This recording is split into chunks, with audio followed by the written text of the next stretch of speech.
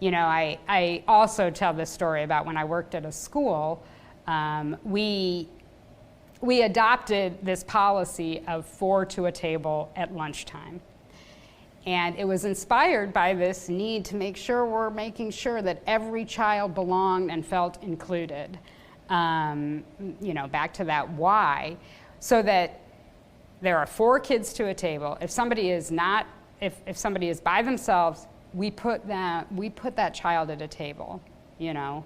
And other ways that I feel like in every space and place, I try to make sure that people feel like they are a part of it. And I think that that's just naturally how I do things, but I can be also very conscious of it and very aware when it feels like somebody just doesn't seem like they are feeling like they belong.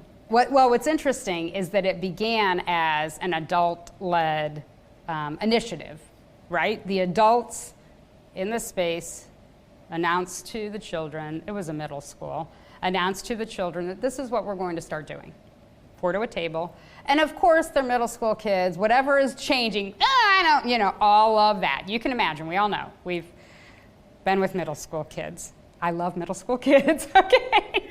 They're amazing. But it's interesting because it was an initially an adult initiative, and the kids, it took them some time to adjust, but then it became a child-led initiative. And so by the next year, when new students came in, and anytime you have a new group of people come in and a policy has been established, you have to make sure that they understand that this is the way we do things, and that there's really not a conversation about it. This is the way we do things. And that went from the adults, the policymakers, to the kids who were actually being positively impacted by it. So it became a kid-led initiative, which is interesting to think about in my work now, that, you know, policies can establish how we do things, but then it takes the community to make sure that those things that we've established are being honored.